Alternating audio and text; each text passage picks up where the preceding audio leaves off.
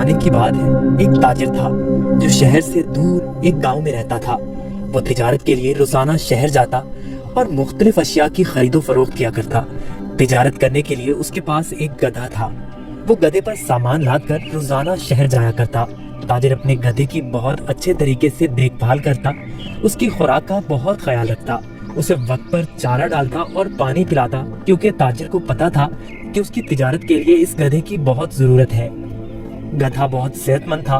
ताजिर बहुत सारा सामान एक साथ गधे पर लाद कर फरोख्त के लिए शहर ले जाता, लेकिन उसका गधा बहुत कामचोर और आलसी था। उसको भागना दौड़ना खाना पीना बहुत पसंद था। ओह, आज फिर शहर जाना पड़ेगा। मुझे हमेशा छुट्टियां क्यों नहीं हो जाती? मुझे छुट्टियां बहुत पसंद हैं। मेरे मालिक को तो हमेशा काम की ही पड़ी रहती है, पर मुझे फारिग रहना बहुत पसंद है। मेहनत करना तो बिल्कुल भी मुझे अच्छा नहीं लगता।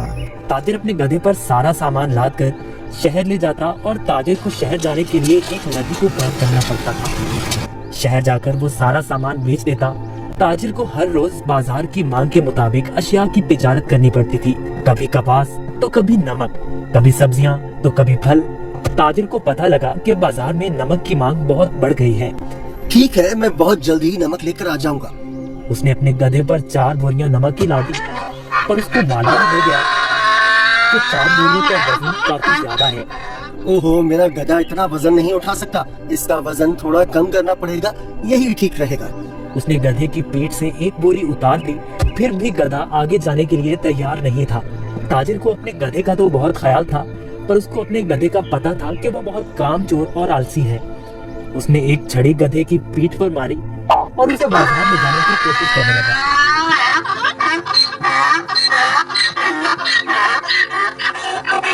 चलो, मुझे पता है तुम बहुत आलसी हो। तुम्हें शहर जाना बहुत जरूरी है, क्योंकि बाजार में इस वक्त नमक की बहुत मांग है।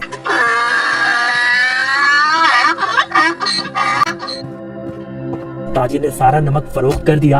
ओहो, सच में बाजार में नमक की बहुत मांग है। ताजिर ने फिर रोज की तरह शहर में नमक फरोख्त करना शुरू कर दिया। गधे पर कभी 3 तो कभी 4 बोरियां लाद कर बाजार जाना पड़ता था, जिसकी वजह से गधा नाखुश था।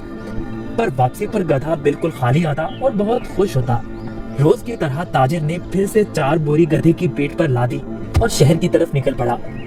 जब वो नदी के पास पहुंचा तो उसे पानी ज्यादा नजर आया। हमें बहुत ध्यान से आहिस्ता आहिस्ता चलना होगा, ताकि हम पानी में कहीं गिर न जाएं। जैसे ही उन्होंने आधी नदी पार की, अचानक गधे का पाँव एक बड़े पत्थर से लगा और गधा फिसल गया और पानी में बैठ गया। ओहो, तुमने ये क्या किया? बोरियां तो अभी भी मेरी पीठ पर हैं, लेकिन मुझे इतना वजन महसूस नहीं हो रहा। ये एक जादुई नदी है। गधा इस बात से हैरान था कि नदी में फिसलने की वजह से उन बोरियों का सारा नमक नदी में घुल गया था और बोरियों में से नमक खत्म हो चुका था। इसकी वजह से गधे को वजन महसूस नहीं हो रहा था, क्योंकि बोरियों में नमक बचा ही नहीं था, सब खत्म हो चुका था। ओहो, मेरी सारी मेहनत जाया हो गई। मैं शहर जाकर क्या करूँगा? सारा नमक तो बह गया है। शुक्र है खुदा का, मेरा गधा तो सही सलामत है। गधे को कुछ नहीं हुआ। अब शहर जाने का कोई फायदा नहीं, मुझे अब घर जाना चाहिए। वाह, कोई वजन भी नहीं और काम भी नहीं। ये तो कमाल की नदी है। फिर अगले दिन ताजिर ने 4 बोरियां गधे की पीठ पर लाद दी और शहर की तरफ निकल पड़ा।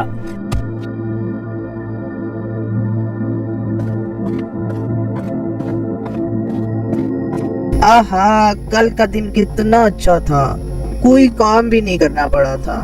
आज मुझे फिर काम करना पड़ रहा है। ठीक है, आज फिर से मैं आलसीपन दिखाता हूँ और अपना वजन कम करता हूँ। फिर तो मैं नदी से ही घर वापस जा सकता हूँ, कल की तरह। वो एक जादुई नदी है जो मेरा वजन कम कर देती है।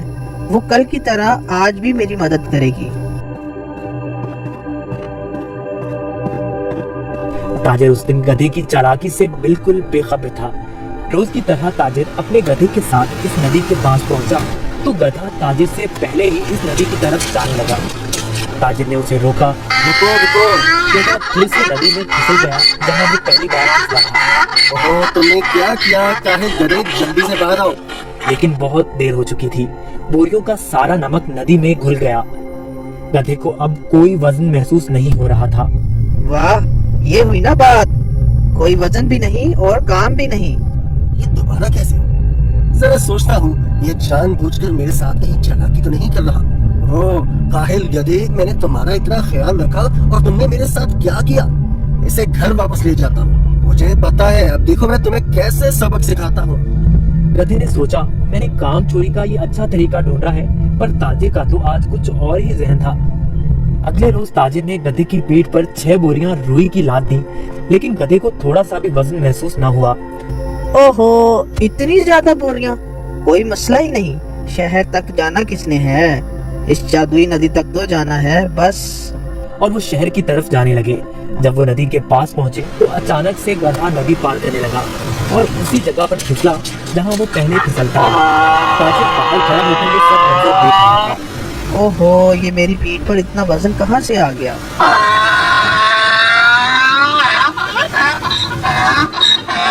ताजिर बहुत समझदार आदमी था।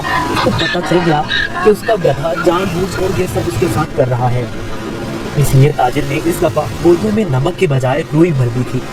जैसे ही गधा नदी में फिसला तो रुई ने पानी जब्त कर लिया और गधे की पीठ पर वजन ज्यादा हो गया। हाँ, तुम मुझे इतने दिनों से बेवकूफ बना रहे थे। तुम्हारी इस हरकत से मेरा बहुत नुकसान हुआ है। तुम्हें इस बात का अंदाजा भी है क्या? अब तुम इसी तरह बोरियों के साथ घर जाओगे। गधे को उन बोरियों के साथ ही घर आना पड़ा। इस तरह गधे ने अपना सबक सीख लिया और उस दिन के बाद गधे ने कभी नदी में फिसलने की हिम्मत ना की। इसलिए नतीजा, जैसा करोगे वैसा भरोगे।